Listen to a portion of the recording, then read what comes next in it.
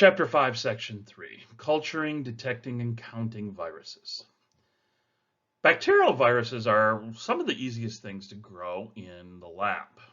All you need is the virus and bacteria, such as E. coli or staph, one of the staph or strep strains or species.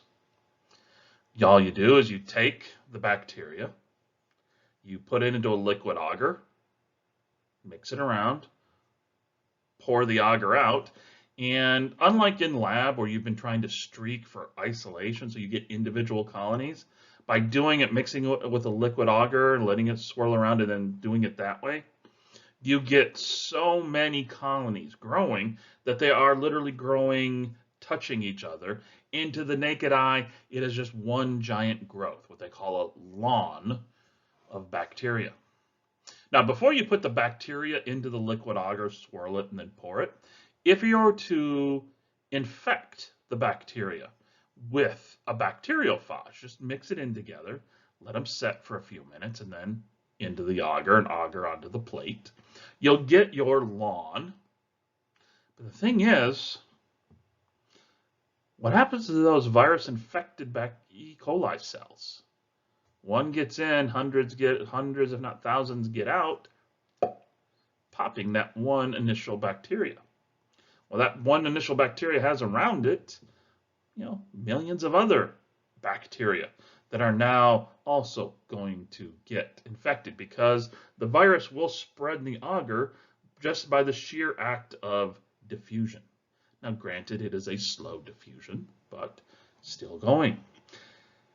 Animal and plant viruses are very hard to study because think about it.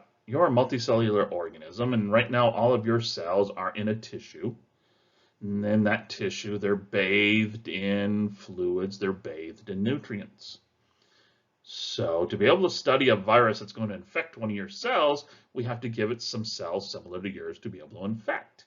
So it means we're going to have to grow these cells in what is referred to as tissue culture. In a petri dish or in a flask, we're going to let them settle out so they form this, what they call a monolayer of cells. And then we're going to have over top of that some culture media, culture broth that approximates blood and approximates the interstitial fluid in your body. That's for animal. For plant, yeah, I'm not even going to talk about that. You can grow these viruses in what is referred to as a plaque assay. You go through and do like I talked about with the bacteriophage. Mix them with some bacteria and a little bit of broth. Wait a few minutes, pour that broth into a liquid agar, pour that onto an agar plate, let it sit overnight, come back tomorrow. Every place where one of the original E. coli got infected, one virus gets in, hundreds, thousands come out when it bursts, and then they will spread by diffusion. One gets in, hundreds, thousands come out, pop, spread, pop, spread, pop, spread. So you get this growing area of bacterial death. That area of bacterial death they call a plaque. Every plaque that you will see on that plate started from one virus. It's kind of the opposite that we've talked about with bacteria when you grow them on a plate as an on an agar plate. That colony started off as one bacteria and then millions of its clones the next day as a visible colony. This is the inverse of that.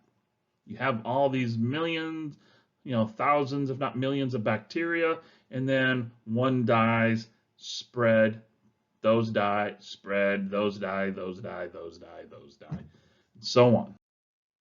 So when you look here, you see these spots. This opaqueness all around, this is bacterial growth. It's just one continuous growth of bacteria, except for these spots, these plaques.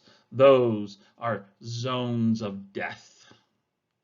All the bacteria, all the E. coli in that area were infected and killed. Infect, kill, spread, infect, kill, spread, infect, kill, spread. So as the bacteria were forming the lawn, they were being killed. Kind of cool. Animals, viruses though. You have to grow the cells up first. You have to have this monolayer. You know, these are so many cells, but they're forming this one cell thickness covering the bottom of a petri dish. Here's one cell, there's another, there's one, that's one, that's one. You then, this is covered by a special growth media. Like I said, approximates blood, approximates the interstitial fluid. You mix into that the virus. The virus will settle out and it will adhere to some of these cells. Those cells, which are going to be living for days, if not a week or so. Well, except for the ones that get infected with a virus. One gets in, takes over, one becomes hundreds, thousands, bursts the cell, spreads to the neighbors. Does the same thing. One gets in, hundreds, thousands come out, bursts, spreads to the neighbors.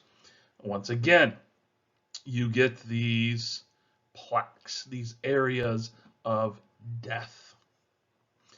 Now, whether it's the animal virus plaques or the bacterial phage plaques on the last slide, you can come in with a pipette and you can suck up the liquid right here. And that liquid is going to be rich with viruses because why they diffuse, it is a very slow diffusion. Same with the agar with the bacteriophage. You can go in with a scalpel or a scraper and scrape up that one little area, and you now have millions of virus particles.